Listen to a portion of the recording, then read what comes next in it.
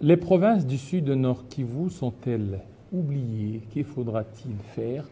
Le dialogue inclusif devrait-il résoudre le problème sécuritaire dans cette partie du territoire? Une thématique nous sera certainement développée par M. Gladys Kinkombe, qui est représentant pays de l'ONG OELIS. Bienvenue.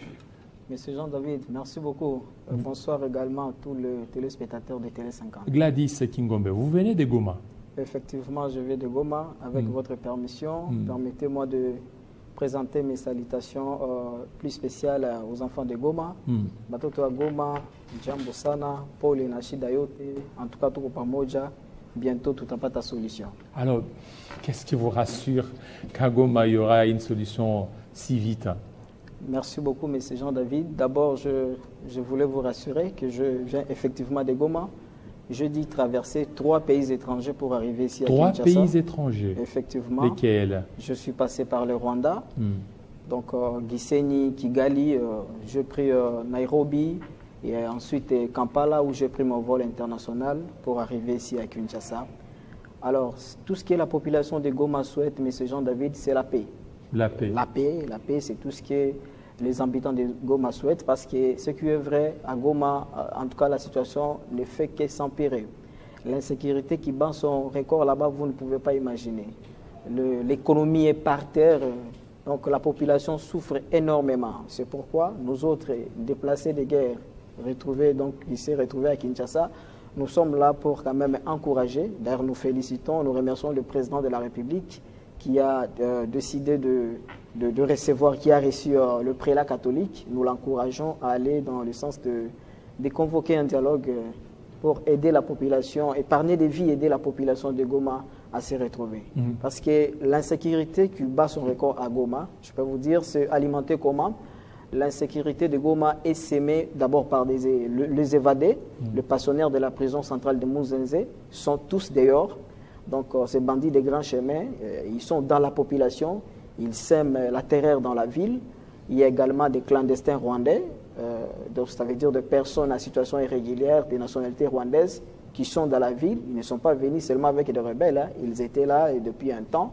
Ils sont utilisés, je ne sais pas, par des opérateurs économiques pour des règlements des comptes et consorts. Ils sont dans la population malheureusement, ils sèment la terreur.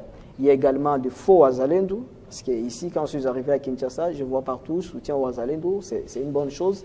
Mais moi, personnellement, je ne soutiens pas les Wazalendo, moi. Parce qu'il y a une poche de Wazalendo qu'on appelle des compatriotes. Pas les faux, c'est ça le problème. Tout à fait, je ne soutiens pas les faux Wazalendo. Voilà. Tout à fait. Effectivement, parce qu'il y a des vrais Wazalendo, quelques compatriotes, mais il y a aussi des faux Wazalendo, voilà, qui sont dans la population, qui sèment aussi la terreur. Mais il y a également eux-mêmes les rebelles aussi qui sèment la terreur dans la ville de Goma. Donc, les rebelles sont dépassés par les événements. C'est comme ça, nous, au sein de OELIS, nous avons décidé, d'ici là, nous allons écrire officiellement une lettre ouverte à Corneille Nangaa sur l'odeur du sang qui plane partout dans la ville de Goma. L'odeur du sang. Tout à fait. Donc, le sang ne fait que couler chaque jour. Et tout à fait. En tout cas, le rebelle ne maîtrise absolument rien dans la ville de Goma. C'est pourquoi il est plus qu'important si le président peut aider quand même sa population, ses compatriotes qui sont de ce côté-là, à convoquer les dialogues pour épargner des vies humaines. Parce que nous croyons qu'à travers les dialogues, le vrai dialogue est digne de ce nom, le dialogue inclusif qui va réunir tous les Congolais autour d'une table, je pense qu'on peut trouver une solution durable aux problèmes qui gangrènent la province. Alors, le dialogue, ça c'est les vœux de vous jeunes, les vœux des OELIS, les vœux de tous ceux qui ressortent là-bas. Alors, comment cela va se faire quand on sait qu'il y a certaines personnes qui ne peuvent pas fouler les sols du Nord-Sud Kivu et vice-versa? Et pour vous entrevoyez quelle solution? Le dialogue peut se faire en dehors du pays ou ça sera comment? Alors, d'abord avec cet accord minier qui sera bientôt signé entre le 27 probablement. Oui, le gouvernement congolais et le gouvernement rwandais, c'est une bonne chose, c'est une bonne nouvelle, mais ça c'est pour la paix au niveau régional. Mais au niveau interne, il faut une dynamique interne, trouver une solution en interne. C'est comme ça que nous, au niveau de l'OELIS, nous soutenons l'initiative du pacte social porté par le prélat catholique et pasteur de l'ECC. nous encourageons vraiment les présidents à aller dans ce sens-là. Il faut que ça soit vraiment un dialogue digne de ce nom, un dialogue qui va rassembler toutes les parties prenantes. Pas seulement une affaire de conglomérat de politique, mais il faut aussi nous associer, nous, la société civile. Vous voyez, par exemple, nous, OELIS, nous étant une organisation défenderesse de la cause des victimes à travers le pays, toute forme de victimes, nous avons été saisis par le député nationaux invalidés injustement. Ils sont au nombre de plus de 100 députés répartis en deux collectifs. Il y a le collectif de 2011 et le collectif de 2018. Ils sont des centaines de députés nous ont saisis. Donc c'est considéré comme une opposition extra-parlementaire. Alors toutes ces parties-là doivent faire doivent prendre part à ces assises, qui est très important. Moi je pense qu'on organise ces dialogues ici en République démocratique du Congo ou en dehors de la République démocratique du Congo, moi je pense que ça ne pose aucun problème. Mais le plus important, M. Jean-David, il faut que tout le monde soit représenté. Kabila doit être là, Nanga doit être là, Katumbi doit être là, tout le monde doit être là. Parce que s'ils ne sont pas là, ça sera alors quel genre de dialogue? Nous, ce qu'on veut, c'est un dialogue inclusif. Ouais, inclusif qui va réunir et les professionnels de la politique et nous aussi, la société civile. Surtout nous, OELIS, en tant qu'une organisation qui défend le victime et le frustré. En tout cas, c'est plus qu'important, M. Jean-David, qu'on passe seulement à la table des négociations. Oui, mais avec tel que ça se dessine, le schéma, le dialogue, oui, mais l'on sait tous très bien que le dialogue finit toujours par le partage de pouvoir. Est-ce que vous ne voyez pas qu'avec ça, il y aurait même des opportunistes qui voudraient se lever pour clamer au fort les dialogues quand ils ont échoué peut-être aux élections pour se faire un peu une santé politiquement? Effectivement, on le sait très bien, on va peut-être toujours jeter. C'est pourquoi moi j'encourage le président de la République, chef de l'État, à qui j'ai beaucoup d'admiration et de considération. Vous savez, la particularité du président Tshisekedi, c'est qu'il a un sens élevé d'écoute et de compréhension. C'est quelqu'un qui est animé d'un esprit, d'un sentiment d'humanité.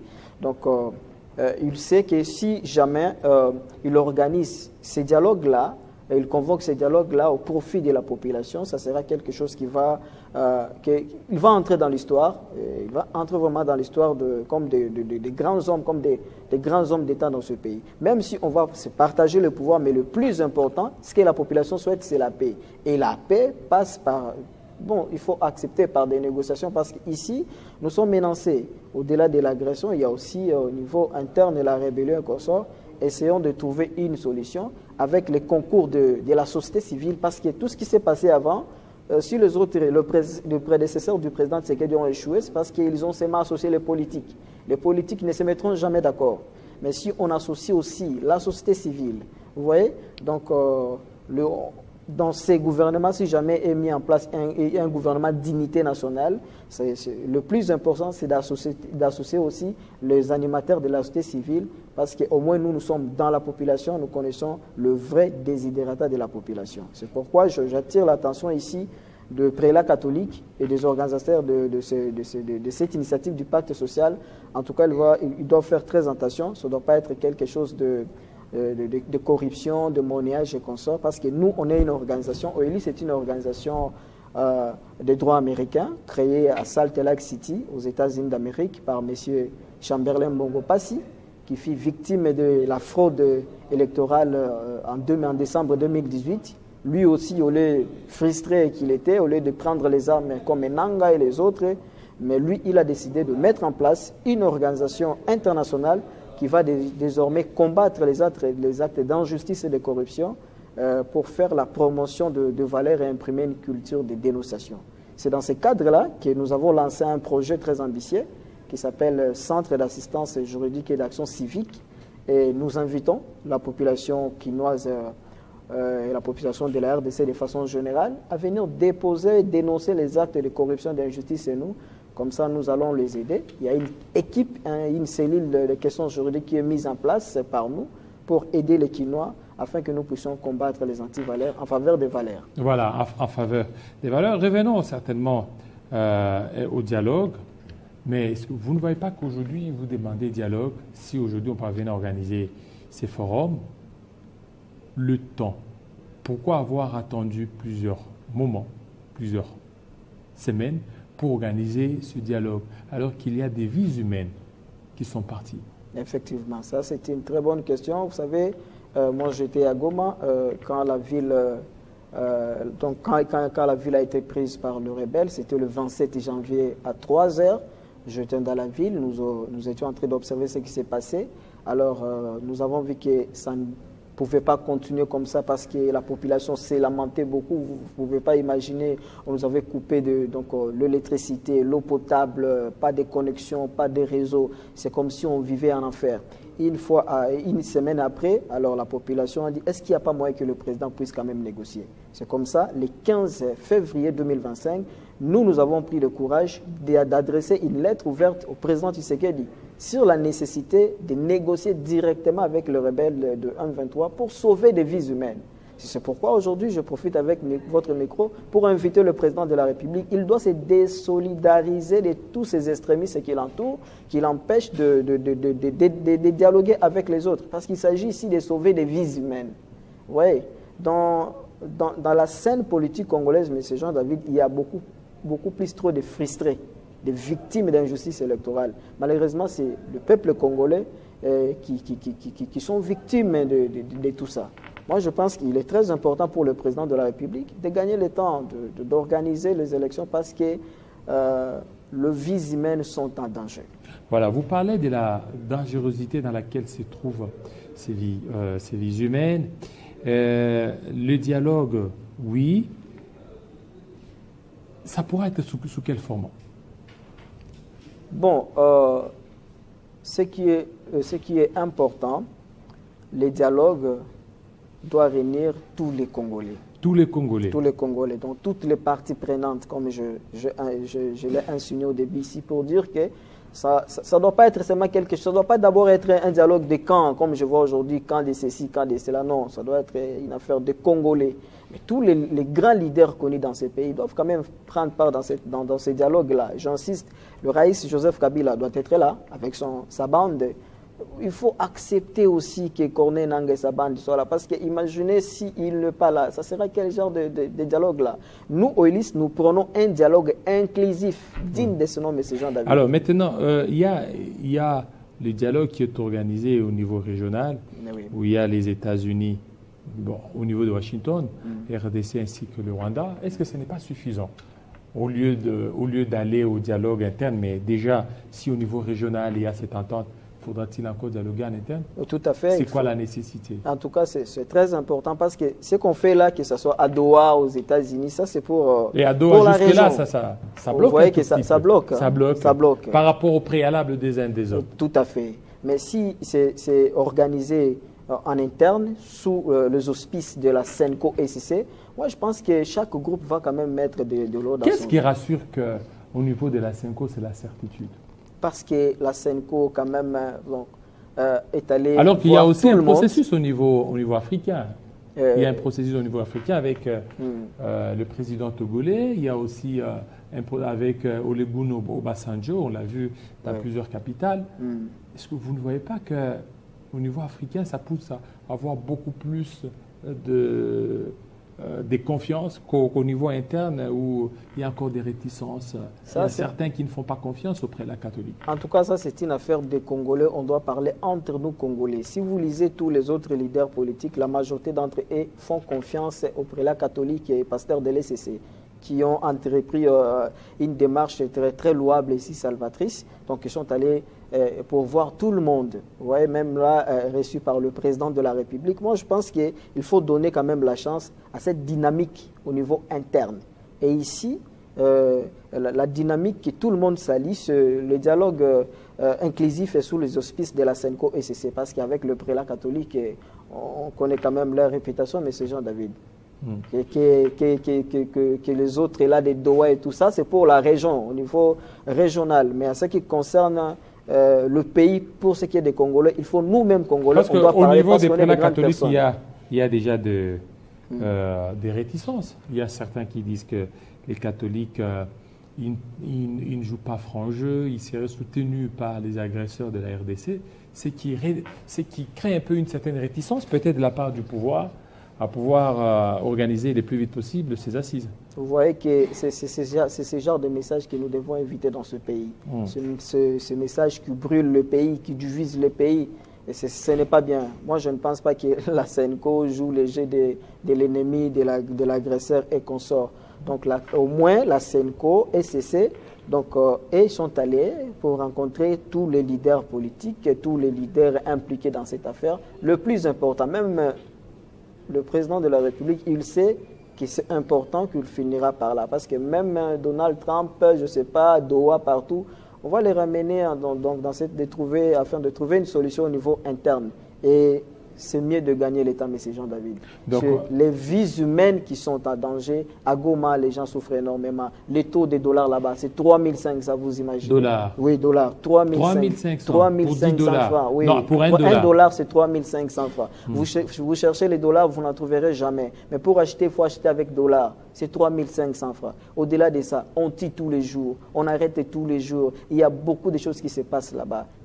La population est vraiment insécurisée. La population est dans l'insécurité comme pas possible. La population de Goma, les habitants de Goma ont donc maintenant comme impression qu'il est délaissé, donc ils sont délaissés, pardon, ils sont un peu punis, on ne sait pas pourquoi, alors que tout ce que la population veut, c'est la paix.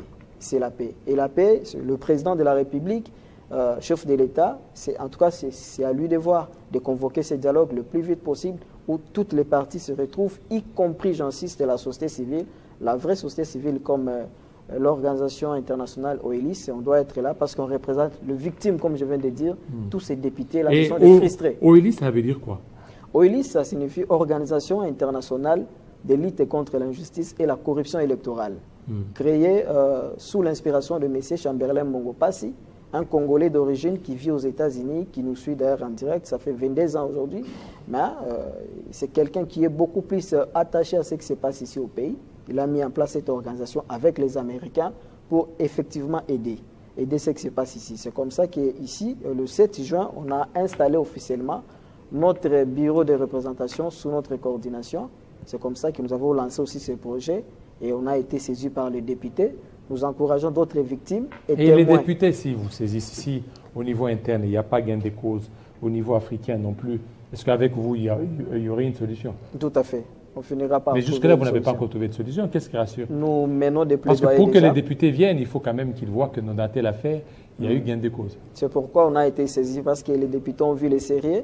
Il y a plus de 100 députés qui nous ont saisis, je répète, du collectif de 2011 et 2018, des députés nationaux invalidés injustement pour des raisons d'injustice électorale. On les a demandé de nous renforcer en preuve. Après plusieurs séances et tout, on a résolu librement de mener, de plaidoyer afin qu'ils puissent être rétablis dans leurs droits. Et puis on va continuer avec ces plaidoyers. Et déjà, les dialogues, c'est quelque chose que nous demandons au président pour rassembler tous les frustrés et toutes les victimes des injustices électorales. Voilà. Merci beaucoup, M. Gladys. Merci beaucoup, M. Jean-David. Représentant pays de OELIS RDC, surtout de votre passage. Merci. Nous poursuivons notre Kinshasa Direct.